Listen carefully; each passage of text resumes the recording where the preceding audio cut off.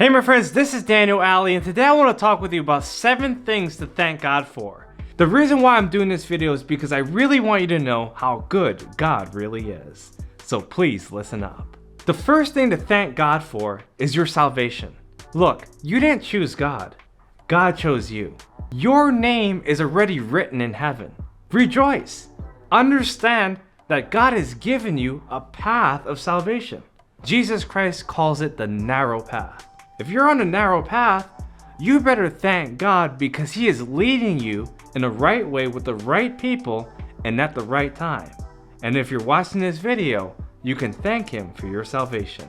The second thing you need to thank God for is wisdom. Look, a lot of people have knowledge, they have ideas, they have strategies, they have intelligence, common sense, they're good with math, they're good at all these things. But how many people have wisdom?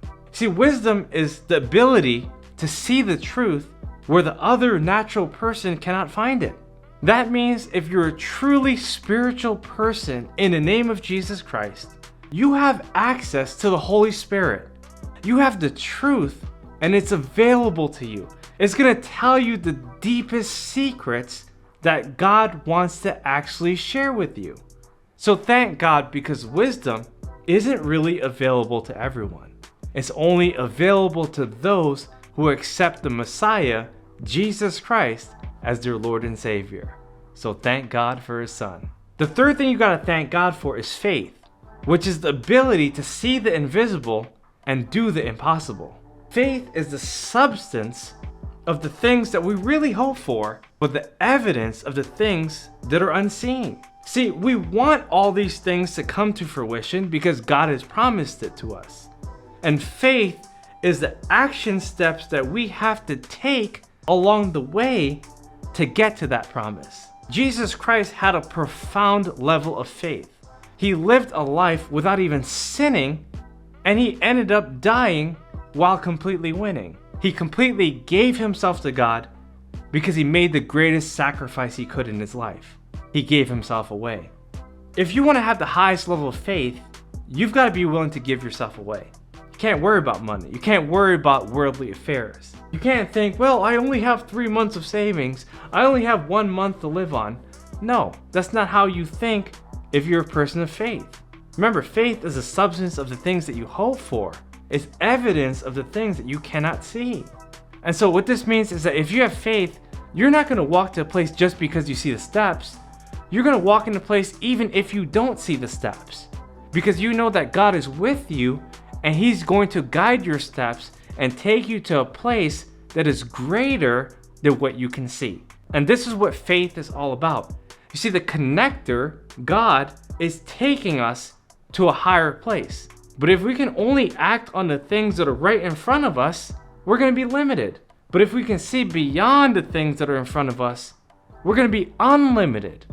We're going to be handled in such a way where God can only take us up higher and higher and higher until He elevates us into the status that He wants us to be in. So all I'm saying is this: you have freedom because you have faith, and you have faith because you have freedom. Don't ever forget this. The fourth thing to thank God for are your gifts. So you have a gift, you have an ability, you have a talent. No one can take it away. It's yours to share, and only you can have it. You see, there's some people that have the same gifts as you, but they have a different way of expressing it.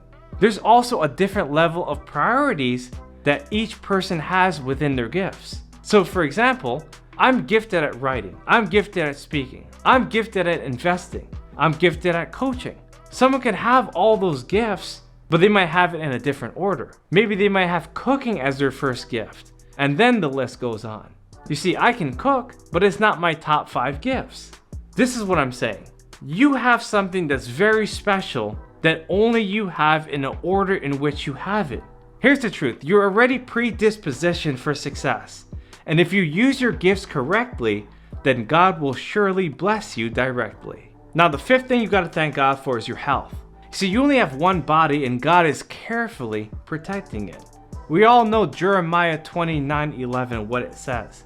We were formed in our mother's womb. God knew exactly what it was He was going to do far before all of our ancestors were ever born.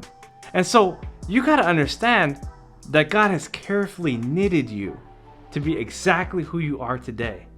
And if you have suffered with any ailments or any illnesses or diseases or cancers, you can be healed. You can ask for health, but in order to obtain that health, you have to ask for the truth. Because like John 8:32 says, you shall know the truth, and the truth will set you free. You see, whenever someone had leprosy, or they were blind and they couldn't see, what happened was that they eventually came to truth. They came to Christ. And when they decided to commit themselves unto Him, they were immediately healed. There was no more debate. They were freed. If you have bondage over your health, what that means is that you need to see. You need to have faith. You need to be free. Look, the reality is that we're all alive, but we're also decaying at the same time. No one has ever beat Father Time. No one has ever lived longer than they were supposed to live. But what we can do is we can thank God for giving us the health that we have and the health that we'll need to keep on doing exactly what He needs us to do. So remember, today is the youngest you can be. So thank God and give Him praise because you're not getting any younger. Now the sixth thing that you have to thank God for is your position. Maybe He's given you a job. Maybe He's given you some status. Maybe He's ordained you to be a certain particular member within your community. Maybe you're a family man, a family woman. Maybe you're someone of importance within a certain group. God has given you a position for a reason. And so what you need to do is to thank Him for it. A lot of times people bicker, they complain, they whine about their position even if it's good. See, the reality is that a lot of people would take the position that you're in right now, even if you think it's bad. They will love the money you make. They will love the connections you have. They will love the kind of life that you're living. But do you realize it? Do you understand that you are made to be in the exact situation that you're in right now? Accept it. Understand it. Make the best of it. Be thankful that God has placed you in this position and give Him praise, because if you do, then He'll give you a raise. He'll help you to be better within that position. He'll expand you. He'll multiply you. He'll give you more responsibilities that you can handle. So all I'm saying is to be thankful, especially when it comes to the position that He's placed you in. And the seventh and final thing that you've got to thank God for is love and hate. Look, here's the reality. 10% of the people will love you, 10% of the people will hate you, but 80% of people simply don't care. So whether you receive love, you receive hate, or you experience indifference, what really matters is that you're giving God the credit. Because haters will show you something that your lovers never will. And lovers will teach you something that your haters never could. And all the people in between, the people who don't care, will show you why you need to improve. They will show you how to get better. They will show you how to grow. Look, God is sending us all types of people, and we really have to thank Him for it. If people have different personalities, different ideas, different backgrounds, different religions, different appearances, we've got to praise Him for it because He made us all different, but He's trying to connect us. Look, if we meet someone who hates us, that's okay because they will teach us what not to do. They'll teach us how to love. And if we meet someone who loves us, they'll teach us what emotional support feels like. They'll show us what it feels like to be encouraged. They'll show us what real support is all about, and it will help us to improve. So all I'm saying is to be thankful for everyone.